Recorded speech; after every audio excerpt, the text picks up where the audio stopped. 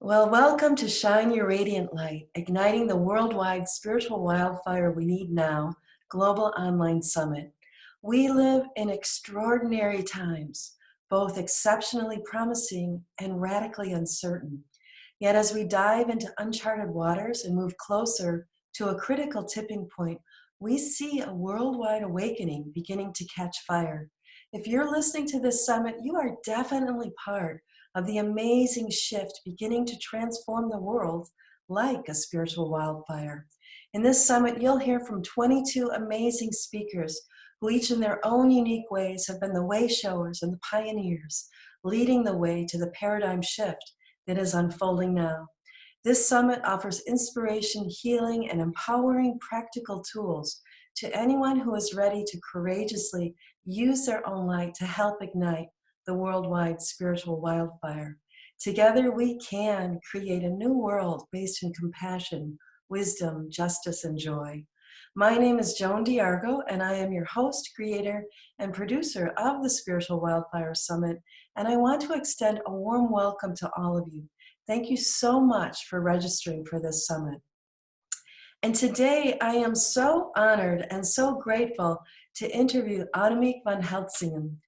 Let me tell you a little bit about her. Let me share with you. Annemiek is the founder and CEO of the Academy for Soul-Based Coaching. The Academy offers coach training that is 100% aligned with the sacred feminine, deeply powerful and magical. Annemiek brings together 20 plus years of corporate change facilitation and executive coaching, 15 years of teaching coaches, as well as her priestess background. The magic she teaches is deeply rooted in rigorous methodologies and brings about powerful real-life results. Soul-based coach training happens live online, and she teaches coaches to create sacred space for powerful transformation for any client from anywhere in the world that has a decent internet connection. She is also happily married, mom of an amazing 8-year-old, and lover of strawberries. Her title of her talk today is Learning to Live by Your Own Soul Knowing. Annemiek, thank you so much for participating in this summit. A warm welcome to you, and I'm really looking forward to this interview. So thank you. Thank you so much for having me. I love what you're creating here. It's just so inspiring to have all of this brought together. Thank you. Oh, you're welcome. Thank you so much. So let's go ahead and get right to some of the questions, shall we? Yeah. So why do we have to start focusing on our own soul knowing, and what is it, right? Yeah. So yeah, Mm, go ahead. yeah. Oh, such a good question to start with, isn't it? I guess let's start with why, and then we get to the what is it as well. Okay. Yeah. Um, the why, we have been programmed, all of us together, to believe that authority is outside of ourselves. And that is true for so many levels and so many things, but it's definitely also true for our spiritual experiences. We've all been conditioned to believe that we need gurus and experts to tell us what is truth, what is real, what is right. And we're all waking up to this realization, that this thing that mystics around all the centuries and all the delineations have known, that we all have our own direct connection with spirituality, with source, and we do not need anything from outside of that to guide us. And of course, we have beautiful things like women's circles or drum circles. We have powerful spiritual teachers that can teach us practices that help in connecting with ourselves and with that source. But we don't need it, because our true North Star, that is inside of ourselves. And we can all access that, and we don't need a whole lot of stuff around that, no matter what, the priests or clergy have inspired us or our ancestors to believe. So no human being has authority over our spiritual experience, over our knowing. And it is time that we really, really stand in the truth of that. And this is where our own soul knowing comes in. You Mm, know, we are here because we have a contribution to make, be it big or small, but we know exactly what that is when we start to listen to what we know most deeply inside of ourselves. and Annemiek, doesn't that does run really counter to the social conditioning that we've had, doesn't it? Because I mean, we are trained, maybe for many generations now, to, Mm, like you said, really look outside ourselves. So I know that sometimes it can feel uncomfortable and like, can I really trust, that deep knowing within myself? So could you talk a little bit about that? Yeah. absolutely, yeah, absolutely. Because I think a lot of my own personal journey, but I think many of the people watching or listening to this will recognize that it's deeply uncomfortable Mm, to let go of the ease that comes with, oh, they know, they tell me it's this, yeah. in a way that is a really easy way of being in our lives, just kind of leaning out and kind of away from our own center, Mhm. and just kind of going with the easy truth. So it is deeply uncomfortable to see that for what it is, which is, in a way, it's this collective illusion that we're Mhm. all living in. um, and then also it's a way of disavowing our own authority. So Mhm. we're as long as we don't consciously go and make that decision of, well, hang on, a lot of things happen out there that might be interesting and inspiring and might ring true, but what does my inner knowing tell me about this? Yeah. And unweaving these is, that is not something that you do by the push of a button, right? It is all intertwined, because the way that our soul is, the way that I look at it, our soul is that part of our spiritual being that is incarnated in our body. It's where the Mm. actual real flesh and the real emotions and the pain and the happiness meet that higher knowing. Yeah. And that Beautiful. is, but that is within this vessel of, all these constructs that we also carry, right? From our Yeah. own upbringing, from all of these generations before us. So we need to start kind of working out, what is my own knowing about this, what is Yeah. that based on, where does that come from? And um, I think I read something the other day, someone said, there's no majoring, like no topic to major on in college on um, follow your soul knowing, or It's, it's true. and what a difference that could make in the world. But hey, Right? it, it is that it is so, a lot of people might call it unresponsible. Hmm. Start doing this when we start unhooking ourselves from this illusion that we all live in. Yeah. But at the same time, when we look at it, we could say that actually that's when we start to take responsibility for Mm-hmm. the way that we show up in this world. And when Yeah. you're talking about this wildfire that we are here to ignite, like, this is where you find the deepest, most juicy soil and fuel for that wildfire. I love that. Yes, I love how you describe that. So share with us a little, what is needed for us to live by our own soul knowing. You talked a little bit about being embodied. I'm wondering if that's a part of it, and what does that mean? And I'm wondering if intuition, has anything to do with this too. So yeah, Yeah. please, yeah. Yeah, thank you. Let's see, because there's a lot of facets to this, and I like thinking about it. I love giving words to it, and also I think that this is all about pointing at something that is hard to capture in words, and actually experiencing is even more important. So we'll be able to do a little bit of that later on too. But Oh, let's first wonderful. kind of look at it. Okay. So what are some of the things that we need to start living by our own soul knowing? Right. The first thing is that we need to become intimately aware with ourselves, right? And the different flavors and parts of us that are in this mix that I kind of hinted at in earlier as well. So one of these is to learn to navigate the sea of our emotions, right? Mm. Our emotions are very valid and important. They give us a lot of information. They are a big gift, but they are not it. They are not life. They are not truth. They are helping us navigate.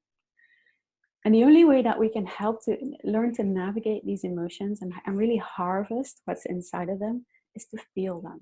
Mm. Again, this is something that we're not taught to do in our society. We tell our children, oh, hush, everything will be okay, or don't make a big deal out of it, or whatever else the narrative is that, that you were told.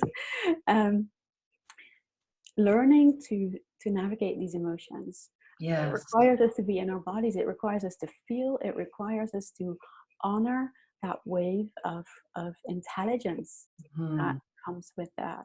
Mm-hmm. But that's not all. The other parts are also about learning not to believe our thoughts just because they pop up.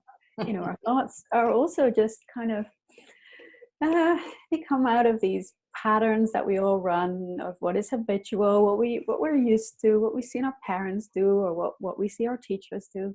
Yeah. So again, our thoughts can be really useful, can be very valuable, and Mm-hmm. again, they are not it.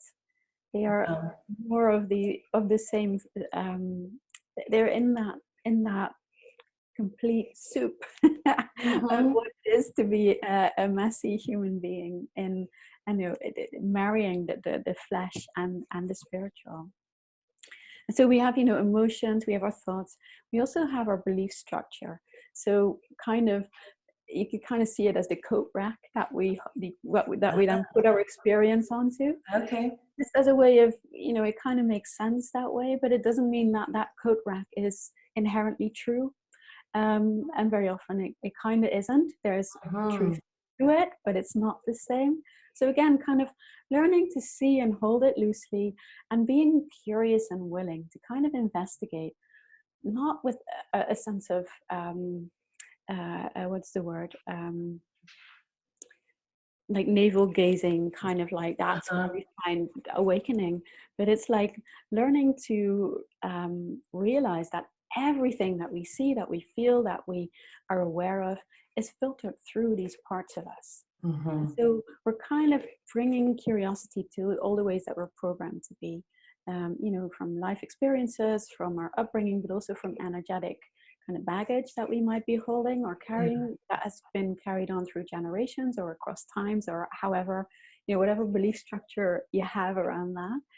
And really learning to see that we are kind of within that soup of all these things. In Yeah. there is also that voice, or that and often it starts with a quiet knowing, a quiet voice Mhm. of our soul. And I think it's very closely linked to intuition. Mm. The only way that we can access this is when we start to become in our bodies, willing to experience all of that, and then finding that there is a core in there, that there is a stillness in there, and there is a knowing in there that has incredible richness to offer, Mm. just our personal experience, but also that worldwide spiritual wildfire Mm. that we are a part of, or can be a part of. Mm.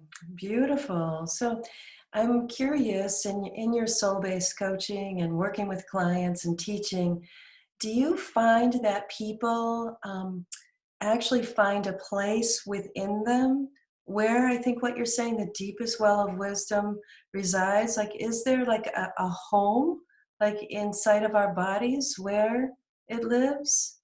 I don't think it lives in a physical place. I think Okay. it's anchored in through our physical experience. Okay. Mm-hmm. So, um, like it doesn't live in our heart, or it doesn't live in our womb, or it doesn't. However, Yeah. very often when we work with people and we help them connect with it, with this deeper knowing inside of them, this knowing will be stored, or pieces of this wisdom Mm. are stored or communicated through our heart, or through our womb, or through, Mm. sometimes it's the left pinky, or Oh, you know it, okay. it's not that one part of our body is more important than others. It's that it's more that our soul uses the map of our body to communicate with us. Okay. So you've talked a little bit about this, but maybe even a little more deeply. So how do we access? How do we do this? How do we access this soul knowing? Yeah. So I think there's a lot of ways that we can do this. As I said, for me, the key is to move through our actual experience. And for me, spirituality, therefore, and you know, again, this is my map, and it Mm, lives through my experience, which doesn't make it true for everybody and anybody, but I see that it is helpful and valuable for a lot of people. That the way to access this is to be willing to be completely in our human experience without identifying with it. So, and there's a thin line to walk. There's a, you know, and there's a lot of practices that we can use to do that. The one that has been most potent for me has definitely been holding space, and mm, space for ourselves as well as for others. And one of the reasons why it's so potent is that it will help us become really present into the moment without having to, you know, train for 10 years mm, a specific way of meditating, or, you know, deepen our yoga practice again and again, which is all very beautiful and can be really helpful. But I mhm, find that holding space is something that we can do here and now, in the moment, you know, exactly as we are. We don't have to be anything different than we are to be in connection mm. with our soul knowing. Yeah, that can be a challenging one for us humans, can it? Just to accept ourselves exactly the way we are in this moment. Yeah? Yeah. Yeah. And that to be spiritual doesn't mean that we have to be any better than what we are. We often have such a, you know, this is part of that belief structure that I talked about earlier. It's like spiritual humans are like better humans. They're like, they have less flaws, if any. You know, the more of a guru someone is, the less of the flaws they will supposedly have. But I don't think, you know, Mm, I think that is another expression of um, putting our knowing outside of ourselves. It's another, you could mm, also say, another excuse of mhm, stepping away from the power that we hold. mhm. Do you want to share with us a little bit more then what it means to hold space for ourselves and maybe even guide us in a little exercise? Because I know what you're saying is really potent, really powerful. It can really help us, it can really help us in profound ways. Yeah. Yeah, yeah, of course. Yes, why don't we just do that? And you know, I'm helpful. I'm very happy to offer this as a practice outside of this session as well to anyone. Okay. So let's just do a little guided meditation right now. And then afterwards, I can also share a little bit about why it is so potent and what it is that we're practicing. Because for me, holding space is something that is, um, it's in our DNA, it's in our birthright. Everybody has access to it. And again, it's not something that we practice, that we're brought up in. So it's really good to kind of know what you can pay attention to if you want to deepen your experience, not because you have to get better, but kind of to point towards what creates the conditions so that we can be in that deeper connection. Beautiful. Thank you. Yeah. All right, so I invite everyone to close their eyes, to feel where they are sitting. So feel your bottom on your chair, maybe your back as well. Feeling your feet supported by the earth.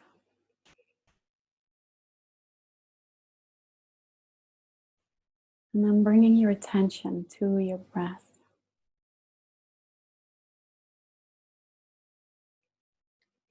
And not to change anything, but just to notice its pace.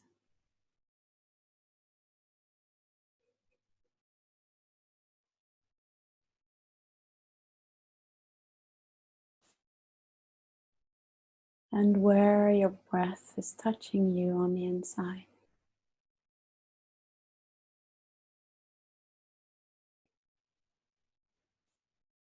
As if you were sitting at the shore of a lake and watching the waves lap onto shore. Each wave uniquely different.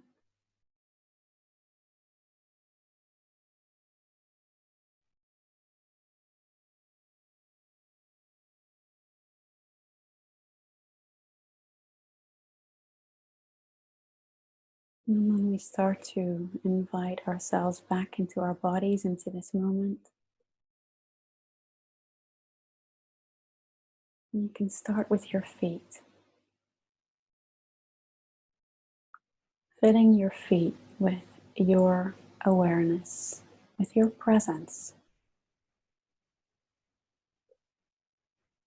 And if you like, you can use a golden energy to do that. Filling both your feet with your presence.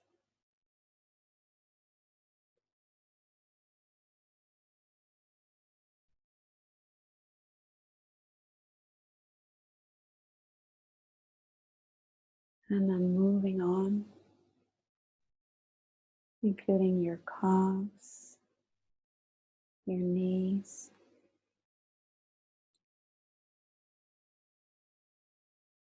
becoming fully present in your body, just as it is right now.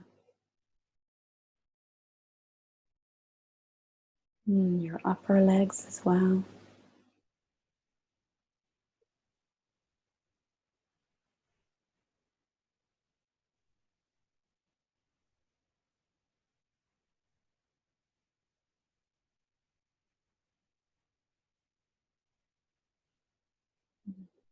And then your buttocks, and your pelvic bowl.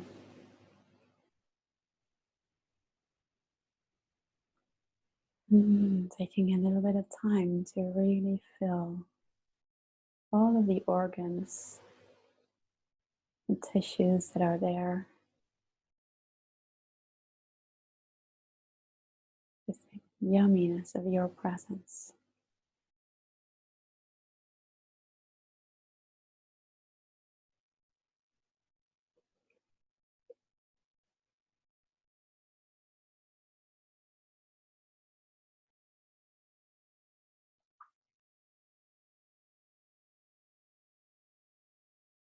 Mm. And also including your belly,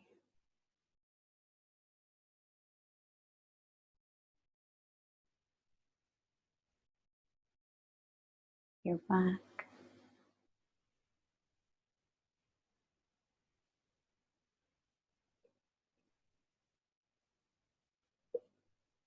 and your heart, and shoulders and chest, breasts,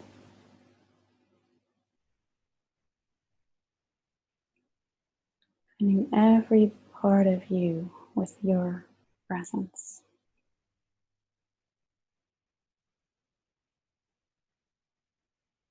Now moving into your arms, all the way down to your fingertips.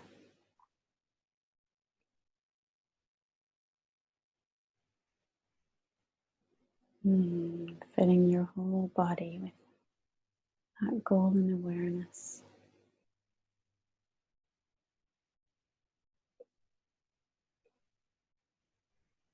Coming in your throat.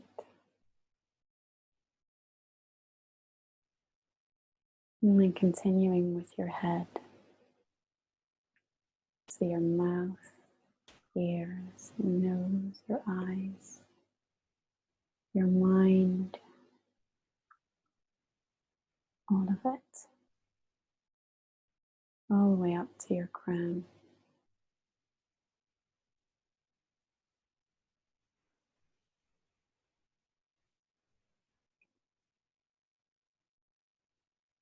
feeling yourself completely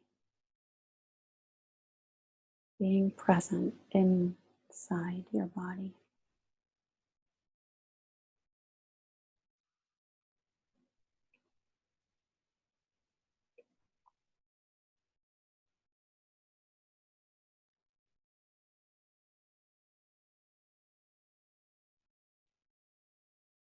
You might still be noticing the rhythm of your breath.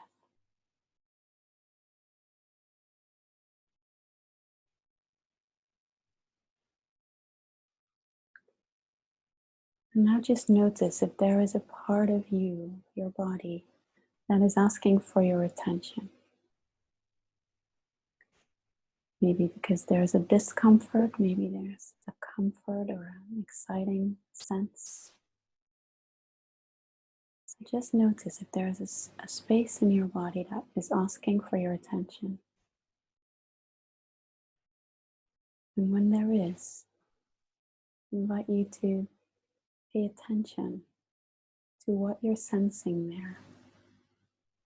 So not going into the story of the why or the how or but just noticing what it feels like.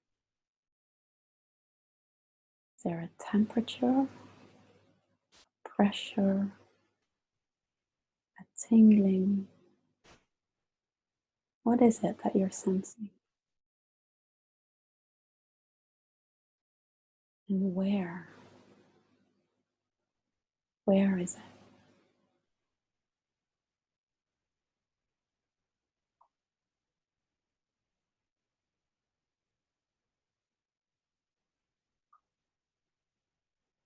And when you've really connected to it, you might want to give it a name. And then I invite you to gently kiss it on the inside. And then letting your attention come back to the whole of your body.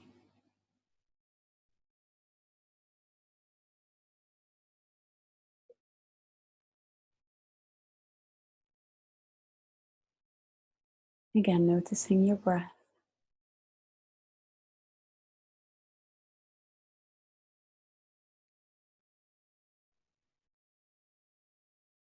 And being what is happening, being with what is happening now.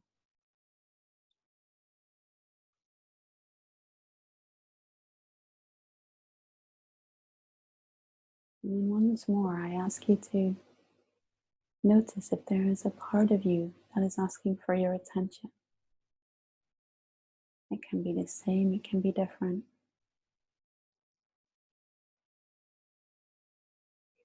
It can even be a thought. And again, I invite you to pay attention to what you're sensing. How are you physically experiencing this?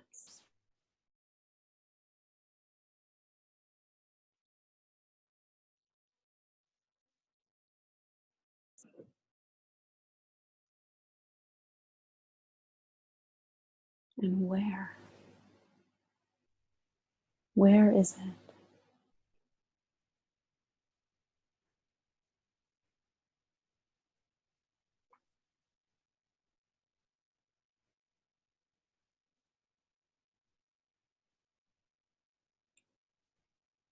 And once you've connected with this part of you, you might want to give it a name. And then I invite you to gently kiss this too.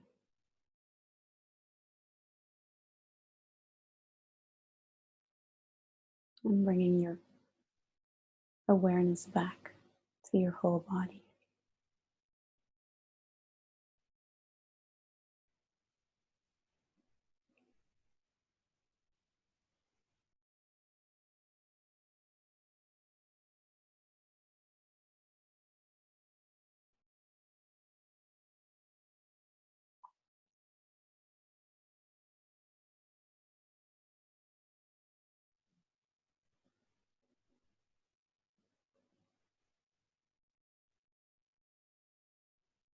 And then you can ask yourself, is there something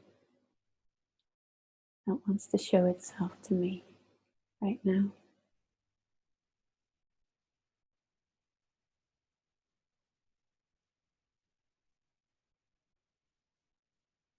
What is it that is for me to know right now?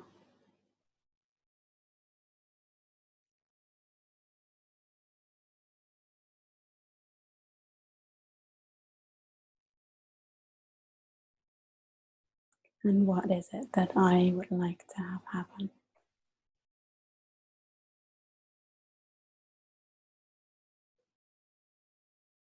And remember to keep breathing.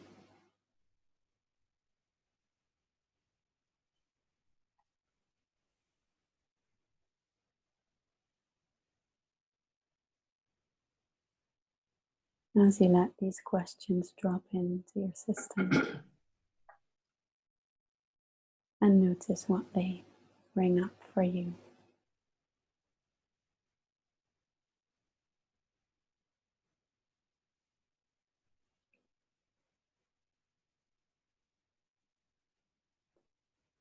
And you can take as much time as you like to explore this.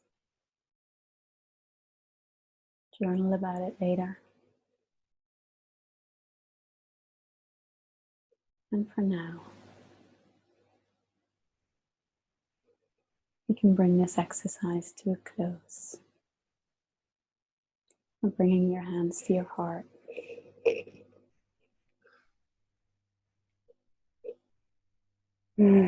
And breathing in the love and compassion that is here for you, exactly as you are.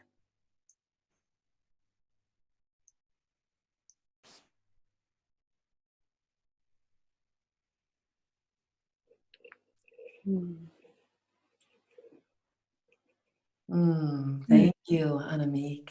That was beautiful. Thank you so much. And one part that I really, really loved was the invitation to kiss whatever showed up, because it's just loving it and accepting it just the way it is, right? Yeah. Yeah, and not requiring this to change or go away, or and I don't know what your experience of this was right now, but what we really often see is by relating to this part of us that is showing itself in this way, it is that it starts to shift and merge into something else by and of itself. Mm-hmm. So I even know. though it's not the intention, Yeah. it's by that radical acceptance that Yeah. it's free to come into its next evolution. Mm. Yes, and another thing for me was that I know that when I am trying to reach that deepest well of wisdom within me, which I also call my soul, it's important for me to get quiet and get still so that I can really be open to the wisdom that is always available to me. So just, slowing down and getting quiet and being present really makes a difference. And I hear so many masters say that, the most powerful place for us to be is in the present moment. And we can only get there if we go into that radical acceptance and be present in our bodies. Do you agree?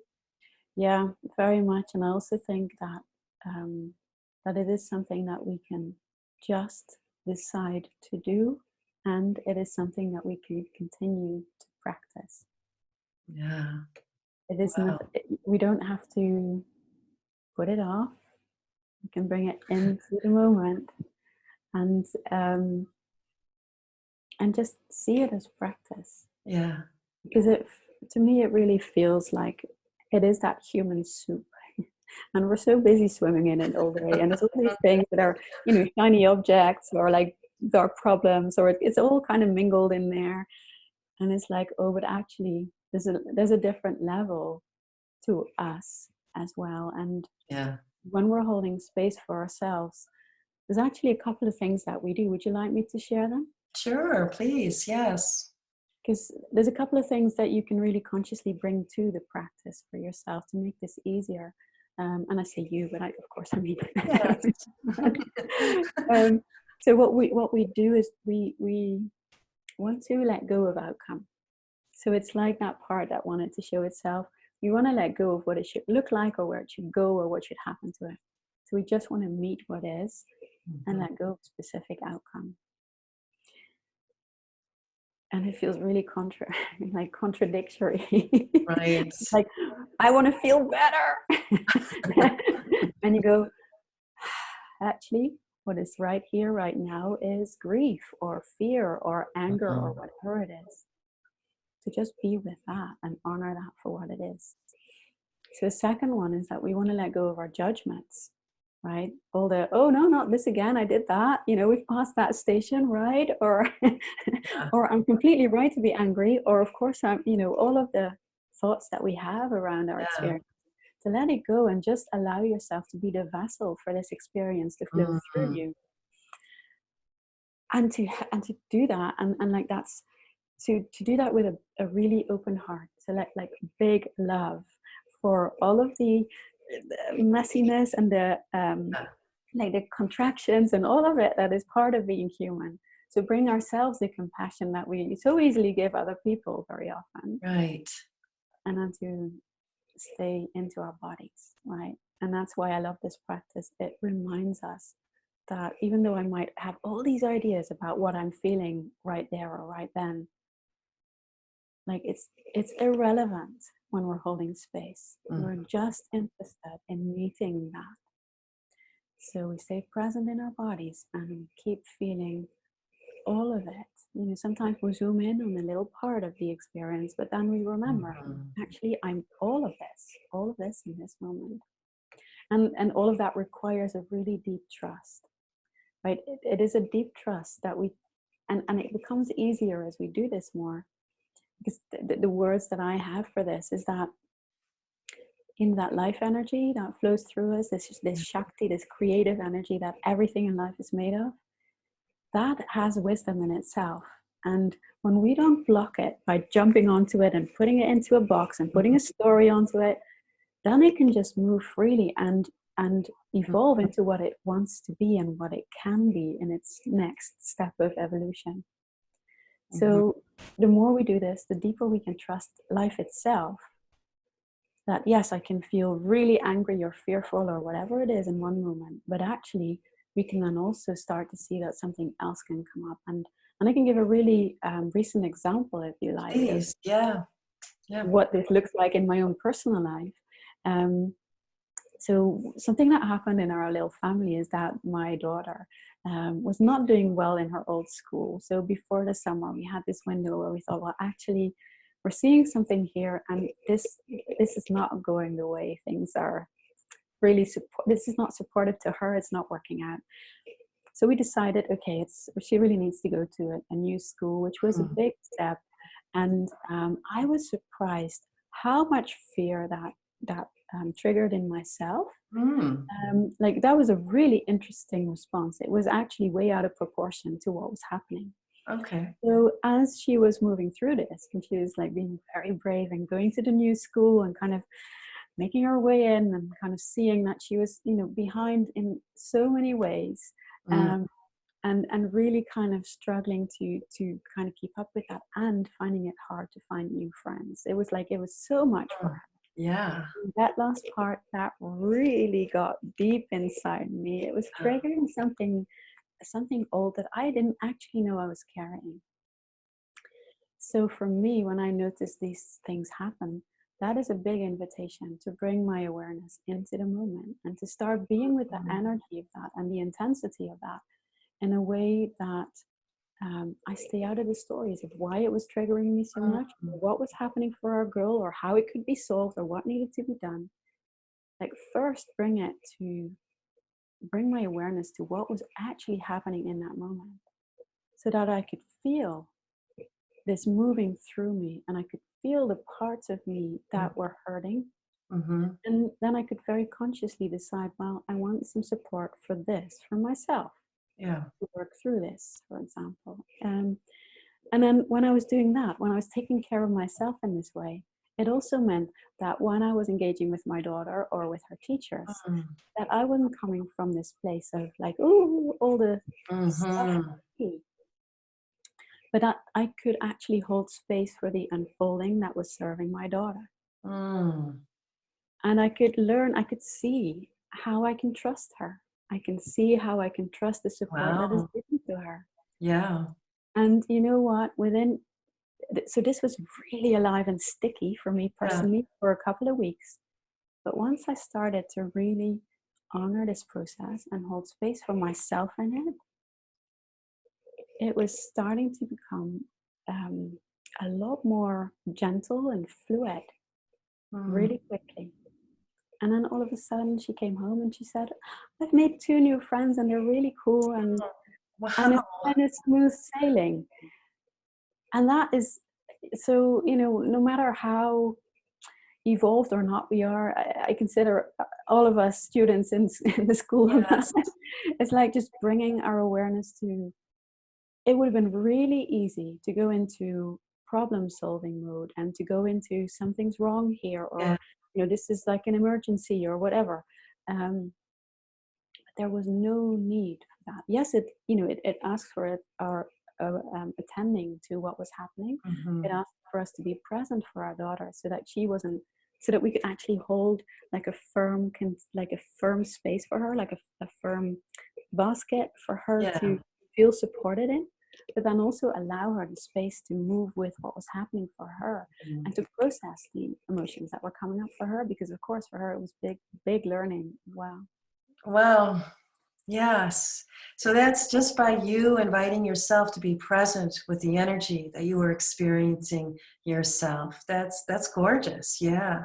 Yeah, and to step out of the automatic habitual response, and to really see, so there was a piece of it that I knew, I could do with some support around this piece, which I brought to my coach Yeah. and worked through, so that I could feel it settling in my system. It had nothing to do with this situation Yeah. with my daughter. It had nothing Wow. to do with that. But that's an example of how we're kind of, by holding space, we get to kind of like um, sort through the bits, like what is conditioning, what is actual, true, and real, what is happening right now for me. And what I see again and again for myself and for our clients, and for the coaches that we train, is that Mm. the more we are able to hold space, the more we see that life evolves in the direction of healing, of transformation that is serving more than one person, often by itself. Yeah. And very often, because we're scared, we jump into it and we want to make stuff happen a certain way. That's where we stifle that flow and where we can try and control it. So Yeah. that's the deep trust that we learn to lean into when we become better at holding space for ourselves. Beautiful. So I want to take this to like the macrocosmic level now, and this idea of holding space, and that we do live in extraordinary times, both exceptionally promising and radically uncertain. There's a lot of uncertainty, Mm. in the world right now, and I see this as a beautiful tool. So how can this tool of holding space for ourselves, how can this relate to, what is so vital in today's world too? Yeah, I think there's a lot of things that we can say about that. So one of the things that why this feels so vital is that it brings us into a state where we can much more easily contribute to what's happening from a new and emerging space. Mm, So one of the things that, and this is why I love soul-based coaching as a modality so much, which really rests in holding space, is that what we see happen is that the changes that happen for people, they are changes that they could not have seen coming. They mm, are an expression of Shakti evolving itself. So it means that the solutions that people come to are new, they are unknown. They couldn't have been thought up by their minds. They mm, couldn't have been, right? It's like where we are right now in the world, right? On every level, if it's climate or political systems or economic systems or patriarchy as a whole or whatever we want to kind Yeah. of put a lens on, any solution that we think of with our minds comes from within the settings of these systems. Mm. And we want to go outside of that. We need to go outside of that. And our souls, yours, mine, everyone's, has a piece, has a Mm. contribution for what is possible. So when we hold space for each other, we allow, it's like we allow our thoughts to get out of the way. We allow our, that emotional to kind of calm down, and we allow ourselves to come into a truth which is deeper than all of that. Mm. We open up a space for something that hasn't existed before. And Yeah. this is where, I might not hold any solutions and you might not hold any solutions, but together, if we can Mm. do this for each other, it can spark something in me, which can spark something in you, which Mm. gets to be in, when we bring that in relationship with each other, that's when new things can really start to happen. So I feel it is so vital that we learn to hold space for each other, and not just in coaching or Mhm. in parenting, Mhm. um, but on a much wider scale. Yeah, that's profound, because it doesn't it feel like you said every system is really crumbling right now, and what is really, we're a new world is desiring to be born with a whole new way of looking at it. And so, to create these new solutions, part of it is what you're saying is really thinking outside the box, letting go of the box altogether, and allowing this new wisdom to really, well, it's maybe an old wisdom that's already inside of us, to flow through us, right? Yeah. Yeah, yeah. I think it is both new and old. It's like we can. Okay. I think that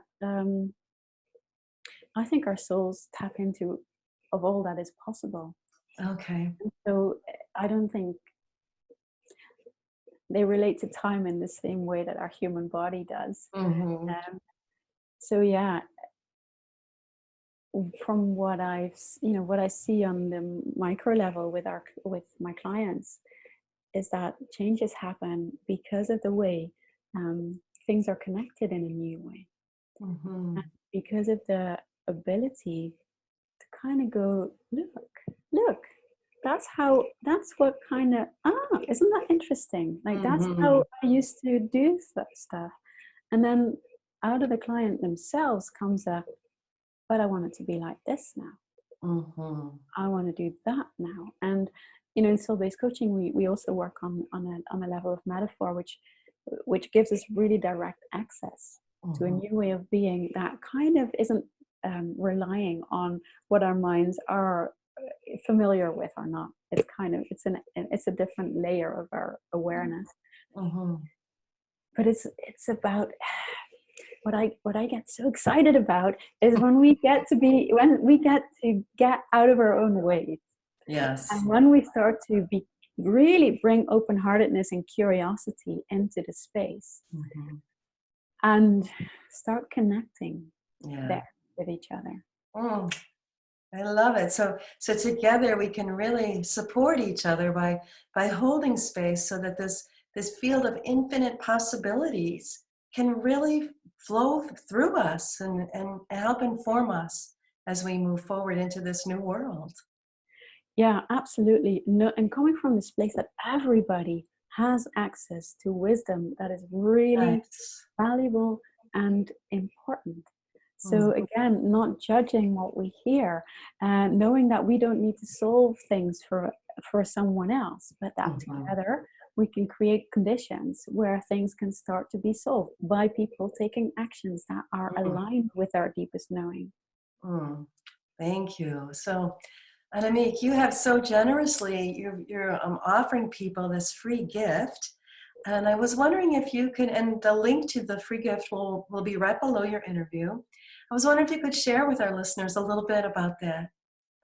Yeah, well, the free gift is really an opportunity to hold space for yourself and to kind of cut through that whole soup. of stuff that Mhm. can keep you occupied, and to go right down to, right, so what is the clarity? What wants to happen right now? Nice. So they can access this guided meditation whenever they want, yeah? Yeah, Beautiful. yeah. Very nice. Thank you so much. You're so welcome. Annemiek, as we bring this to a close, is there anything else that you want to share with the listeners at all? Well, you know, it can be sometimes can be really overwhelming to be aware of this all the stuff that is crumbling right now, and I just want to share that having this conversation and tapping into that knowing that I hold so deeply in my cells, it gives me so much hope, because Hmm. I know there's a lot of people that have an intention to serve that Mhm. wildfire and to be of service to the changes that we feel need to come, even if we don't quite know how or we don't see the overall picture. So I just want to invite people to trust that we Mhm. have it in ourselves, and that taking the first step, just that next step, just that next step, like that's how we're going to get there together. By talking Mhm. about this, by sharing ideas, by seeing how we can support each other, and supporting can be little things as well as big things. But it gives me so much hope, and I just want everybody to really hear that. Mm. Thank you so much, Annemiek. Mm. Really appreciate your wisdom and your sharings. Thank you so much. You're very, very welcome. It is a pleasure to do this with you. Thank you.